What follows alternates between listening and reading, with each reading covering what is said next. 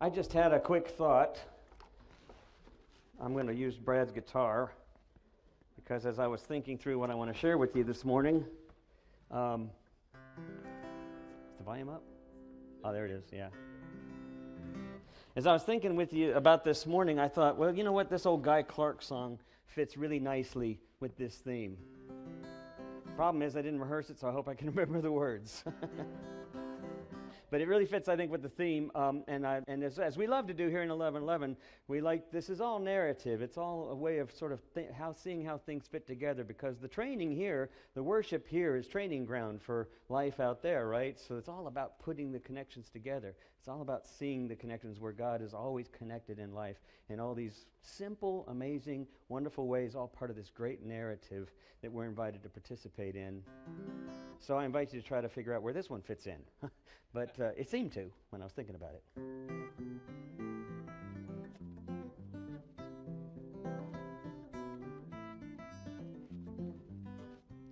Well, he's 8 years old with a flour sack cape tied all around his neck. Standing up on top of the garage, he's figuring, what the heck? Screwed his courage up so tight, well, the whole thing came unwound. He got a running start, and bless his little heart, he went straight toward the ground. He's one of those who knows that life is just a leap of faith. Gotta hold your breath and spread your wings. Always trust your cape.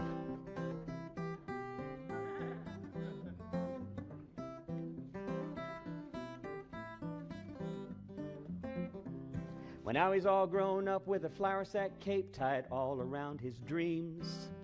He's full of strength and vinegar, and he's just busting at the seams. Stuck his finger up into the air, said it's gonna be do or die.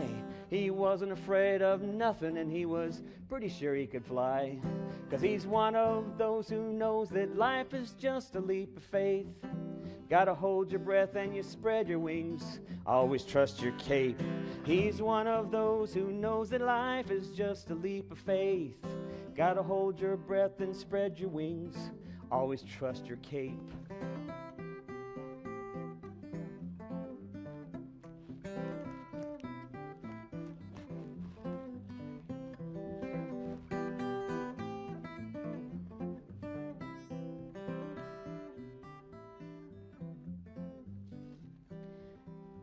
Well, now he's old and gray with that flour sack cape tied all around his head. Still jumping off of those garages, probably will be till he's dead. And all his neighbors just laughing at him, saying he's just acting like a kid.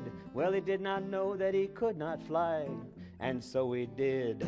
'Cause he's one of those who knows that life is just a leap of faith. Gotta hold your breath and spread your wings. Always trust your cape. He's one of those who knows that life is just a leap of faith. You gotta hold your breath, spread your wings. Don't forget the cape.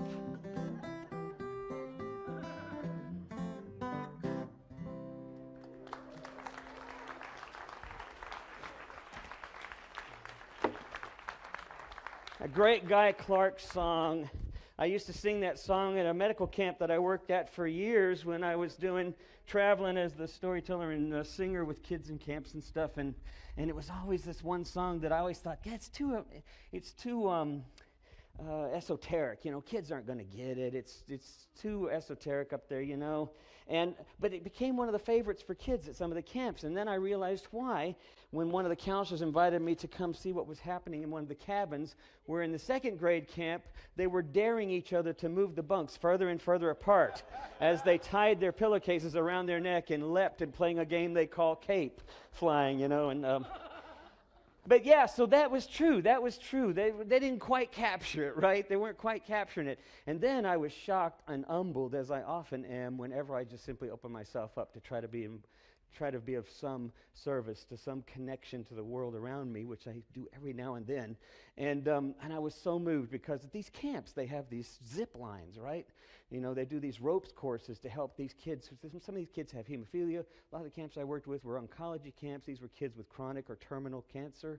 And they had these ropes courses, a way of sort of building not just teamwork, which is important. You're connected to people. Never forget you're connected. That's a big part of your strength, right? but also your own inner strength as you trust this process and trust that you're not the victim of your life, but you're the participant, you're the hero, you're the guide in your own life. And as we would say, we're co-creators with God in this life. And so the zip line was always the last thing, right? So they come to the pole with a little platform on it. They're 40 feet, 50 feet up above the ground, where I've seen counselors, adults, sit there frozen stiff, almost to tears, saying, "Can I go back down the ladder? I'm not going to do this." And from 50, 60 feet up, they zip out across a big open field that drops, because usually these are higher up on the ground, and then down into a valley. And there maybe 100, 200 yards they zip out there at, pretty good speed, just hanging from a cable.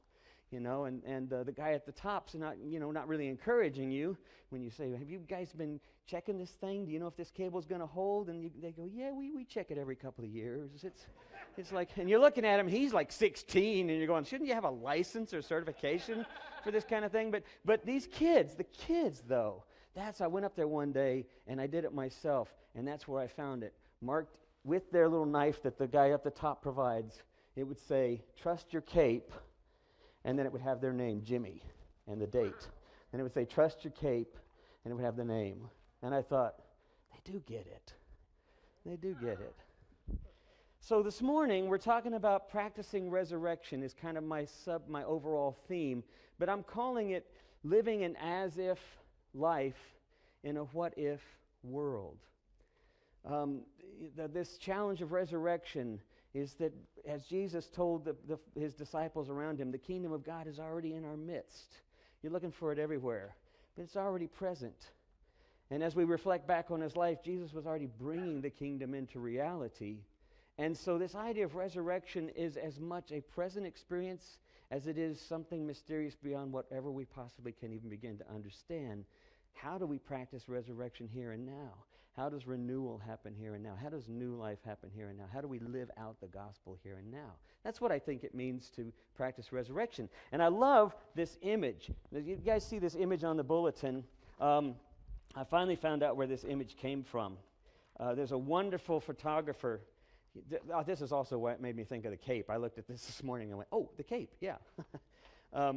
So this image is from a guy named David Taggart, who's a world-famous photographer, and he was most known for his marketing kinds of photography. So he was big in the industry, fashion industry, modeling industry, and such. But if you go to his website now, you'll see that he kind of gave all that up. Of course, he's been very successful, but he gave it up because he started realizing his photography was no longer about photography. It was more about the object, right? It was more about creating the object into something. And he said he became less and less in touch with what was already happening and capturing that. So he gave up his career in marketing and in advertising and then just started taking pictures. And this was one of those pictures when somebody says, "How did you do that? How did you capture this guy walking past it?" And he said, "Well, I saw the butterfly and I said, something's going to happen here. And then I just started taking pictures anytime somebody walked by, and then I captured it, got perfect timing, But he said that's the way he started looking at life now. Something's going to happen here. Something's already happening, and I just need to see it. And so life teaches him, he says now, instead of him trying to control it. And that's kind of where I want to think about with you today. I want to think with you about this idea of resurrection, and I want to play with the metaphor, which we use a lot in the church. We use it a lot. The butterfly as a symbol. I know that on Easter for the children's ministry they released butterflies as a celebration. I want to think with you about resurrection as and the idea of cocoon, because I think it's such a great metaphor for how we live our lives in the world and what resurrection offers, what connecting with God, what following the way that Jesus taught, what that offers us in terms of practicing resurrection. The cocoon is a great image because the cocoon, obviously, you're developing inside this shell, and then, of course, at the right time, the shell opens, the chrysalis chrysalis, it finally releases. The chrysalis is kind of like the hard inner shell. It finally opens, it cracks, and then you break free at the right time, and then you're resurrected or you're free. The problem with that is that the cocoon tends to be more where most of us stay, right? The cocoon tends to be a place where we end up liking to be. It's comfortable, it's familiar, we stay in habitual patterns, and so breaking out of the cocoon is difficult sometimes.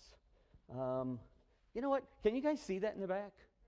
Because I bought these big fat markers, but I'm not sure if I'm using them right. But so I want to think with you what happens when we experience that. Carl Jung said this thing. Carl Jung said that he called it our unconscious, but basically the cocoon is that place where we feel most psychologically safe because we're surrounded with familiar folks, we're surrounded with familiar thinking, we're surrounded with traditions that are familiar, and it's difficult to break out of those patterns. Carl Jung once said that we have to learn to shed our skin like a snake in order to experience life more authentically. Now, I discovered this, you know this, you do this naturally, right? Our bodies naturally shed skin, right? Do you know how much we shed in a year? We shed about a pound and a half a day. No, I'm sorry, a pound and a half a year. Yeah, I'm sorry. Ooh, that was creepy. Yeah, never mind. Pound and a half a day would be awesome. You don't know that's what's happening, but it's freaky. So a pound and a half or 2 pounds a year. Whew. And so you don't hardly notice it, but you sometimes when you're cleaning up, and they say that there's a lot of that is the dust in the air, even in our houses. But there's this interesting thing that we do it automatically. We shed this because our cells have to renew. Our biology does it naturally.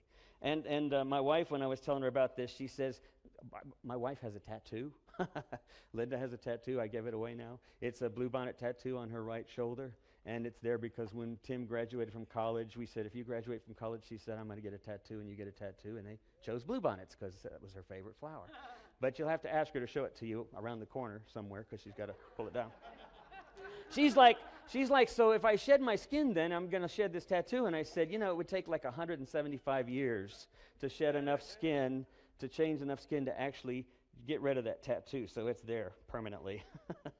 But the skin, this cocoon, is a normal part of our life. And Richard Rohr says that when we're in the first half of spirituality, he says that we are in this area that we naturally would be. As young adults, as we grow up, we naturally sort of are oriented around our egos, around controlling things, around getting things we want, around having the family we want, around having the life we want. We're oriented around ourselves. And even the communities with which we affiliate. I mean, if you think back, the communities with which we affiliate are all about, again, how we orient ourselves towards life. It's very egocentric, which is not unusual, and it's not necessarily a bad thing, right? We need to have that sense of control. In that sense, we're still within the cocoon. We're still in this area of trying to grasp and hold on to what we have, or even get a little bit more. Richard Rohr calls that the first stage of spirituality or Christian faith, he says, because it's a place that's very self-focused, very dualistic in the sense that God is even in some sense, even though we're here for God, we also have this orientation still that sees God as somewhat here for us too, and becomes a part of that kind of reality. God is still kind of out there, and we're still here. It's a very concrete kind of orientation. But it's also not where we're meant to stay. There's this wonderful Irish legend. Now, a lot of you know that I travel to Ireland a lot, and we're taking a trip to Ireland from a group from here as well as some other folks from the church in a couple of months. And there's this wonderful Irish legend about the Silkie. Now, Silkie is part of Irish mythology. The Silkie is a seal person. If you go, there's a number of great movies out there that are all around this kind of legend. And the idea is that Silkies long deeply to be human. They long to be human, but they have to be found in order to change. But it's a delicate balance, because once they're found, if they usually, what they would do is they would usually come out during the early morning, and they would hide around a rock and sun on the rocks until the late evening, and they would be in their human form. They had shed the sealskin. But if you found them, it was kind of an ironic balance, because if they saw you, even though it's what they longed for, they would dodge back for their skin. So the trick was to catch them before they got back in the skin. And then you would free them, essentially. And they would marry. Sometimes a silkie was a man, sometimes a silkie's a woman. And there are all these stories in Ireland about these silkies that married and had children. But none of them end positive. The silkies ultimately, at some stage in their family life, whether they've raised their children or they're still raising their children, whether they've gone on in this one modern version of the story where they've gone on to get a job and are working and helping, something keeps calling them back to the skin, right? The comfort of that seal skin, the comfort of being under the water, the comfort of being hidden, of being protected. The real world, you're fragile, you're vulnerable, you're open. It's different, you're changed, and yet sometimes those old patterns call back, right? We all identify with that. Those old patterns, they call us back. And if the silkie usually, in all the stories, the silkie usually gets away sometime during the night, and if they hadn't thrown away the skin, then they find the skin. In most cases, the skin's been hidden. They've hidden themselves, and they find where they were hidden, and they're back in the ocean. And of course, the sad thing that's also true is that when we don't break free of our old patterns and live more authentically and more open, more transparent, more connected to the wider world, when we begin to do that, we begin to create healing opportunities. We begin to create moments of reconciliation, of connection with those in need. But what happens when we run before that can happen is we leave conflict in the wake of it. We leave destruction in the wake of it because we didn't move fully into that new life. That's the challenge, I think, with a lot of Christians, too. A lot of Christians who come into Christianity, who come into the faith, they come into this idea that they're still in the cocoon. It's very concrete. It's very oriented around specific things. And they begin to make connections with other people and I'll say we, because I went through this as well as a former evangelical fundamentalist. I mean, we reach out, but we're maintaining this skin. We're holding on to it. We're not letting go of it. You know, this is still our defining coat, so to speak. And so we define everything by this. So if it starts to get challenged, then I run back to that skin. And I end up leaving all sorts of separation, and I never fully mature. So Richard Rohr calls that the first stage or the first half of spirituality.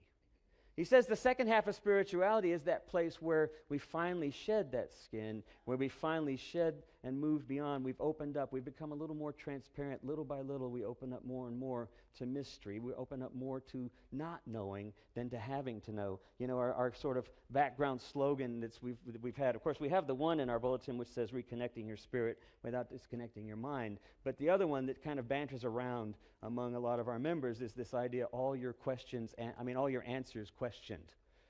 Instead of all your questions answered, it's all your answers questioned. It's this life that once we get to this place of being fully open, then we're more fully curious. We're more fully open to where mystery leads. We're more fully open to being connected in risky places. And if you look back at the text, isn't this what is happening? It's this challenge to live beyond our comfort. Now, psychologists call it this way. I'm going to put this up here. Psychologists say there's basically 8 sort of emotions that we struggle with, 8 points of security and insecurity that we struggle with. And they're kind of a dichotomy, so I'll just put them up here. Praise, and this is what Richard Rohr would say we also long for ourselves. Some of you might not know Richard Rohr. Richard Rohr is the Franciscan monk in New Mexico that runs the Center for Social Action and Contemplation, and has been a strong force in reconnecting sort of Christianity with a mystical tradition. Praise and then blame is one. And the second one is success and failure.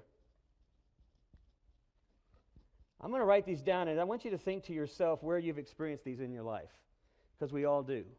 We've all experienced these in our life. We've been on one pole or the other. We've been on one side of the spectrum or the other. Fame and shame, And then the last one is pleasure and pain. And pleasure and pain, of course, is a very broad idea, right? I mean, pleasure is shopping on a Saturday all day, right? And sadly, pleasure is my new Mini Cooper, okay? I admit it. I confess.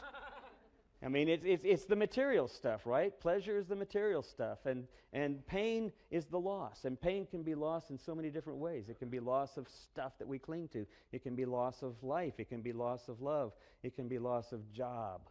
But pain comes in a lot of ways. It can be chronic illness. What's amazing to me is these kids who certainly suffered extreme pain, you'd never know it. Why? It was always just an amazing sort of question for me. Why are you not scared? Why are you not feeling this pain?